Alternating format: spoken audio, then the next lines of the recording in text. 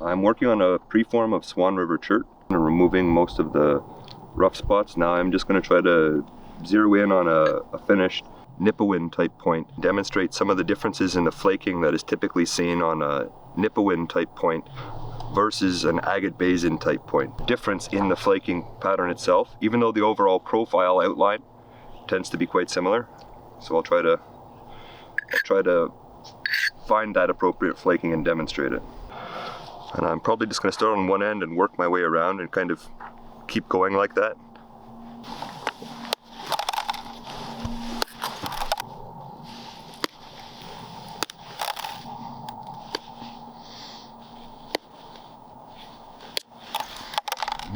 That's not good.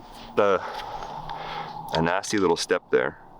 This step fracture I created there where my other flaker, the bit on it was too broad and it kind of grabbed multiple spots at once, and when it went to tear off, it tore off multiple flakes.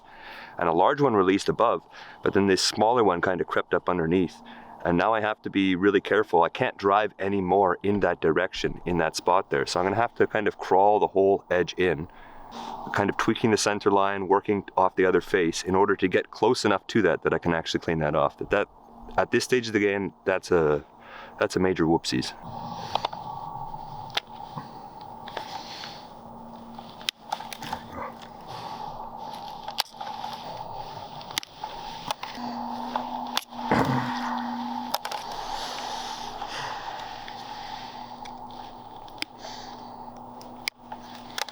So I ran a series around that whole face, going to reset and run one off the other side, and then I'll come back and try to tackle this area.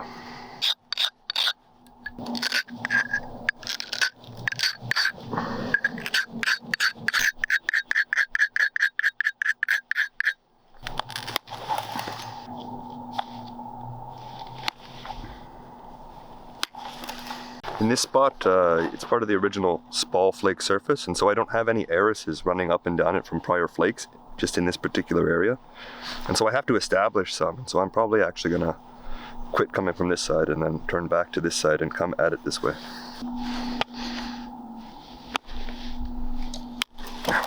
But so that one just took off a flake there, and kind of it sets up this aris right next to it, this ridge left on the margin of that flake scar, and so I can use that aris to kind of channel the next flake up, and then hopefully channel the next flake, and then the next, and the next. Run them in sequence like that.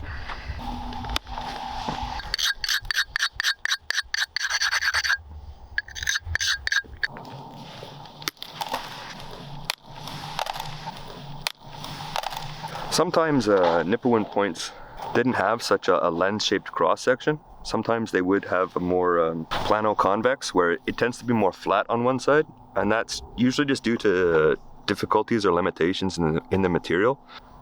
This one, that's not the case, but that is a factor often in Nipawin points that you don't tend to see so much on the earlier agate basin points. So now I'm going to drive some more flakes off this face here, trying to crawl that edge over a little bit more.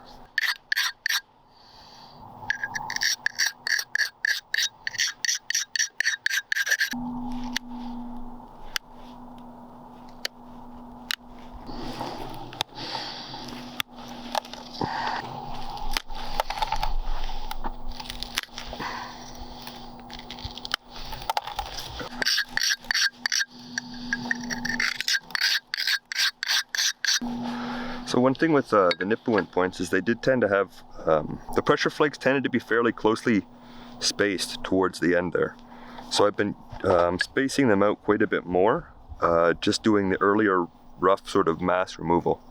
But as I start to close in on the finish line, I'm going to start to tighten up the spacing between the pressure flakes.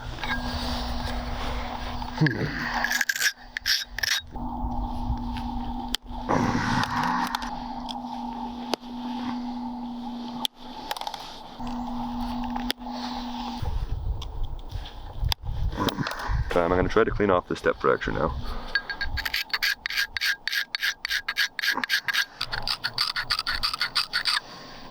And the thing about that step fracture is, with one there, it would prevent continued resharpening, and so in the past, people would try really hard to avoid creating step fractures because it really does impair the long-term use of the point if you can't effectively resharpen it.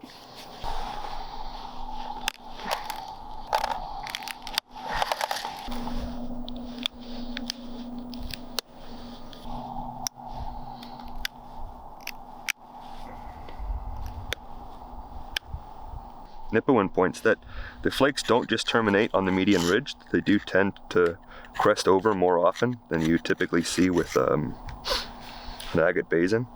And so you can often get flaking like that if you're using a more soft hand pad that sort of supports and cushions the flake as it approaches that median ridge.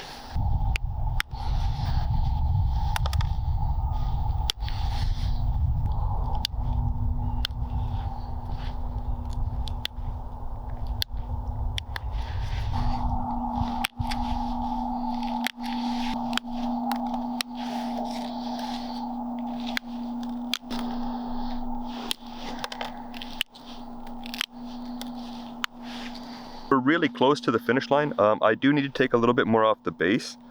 Not much, but just a little bit, because the widest point on Nipawin points isn't so close to the base. It's a little bit higher up, and so I need to bring in the margins of the base a little bit more.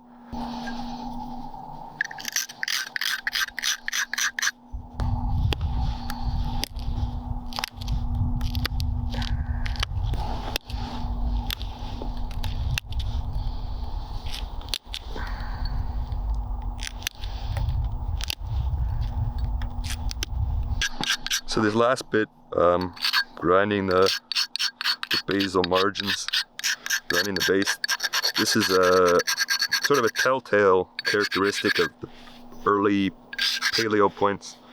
They pretty well all had ground bases, and as far as we can tell, this has to do with the hafting mechanism, that they would be put into a shaft and then bound around, and you would not want to lose your point after you put in all this work. And so yeah, it was really to help give it a really secure haft. So that's pretty well near complete. You see, it is very similar to an agate basin, sort of in that overall willow leaf shape. They tend to be a little bit thicker than your average agate basin. And the pressure flaking tends to be more closely stacked together, and it does tend to be more diagonal. It is trickier to see on this piece, the diagonal flaking,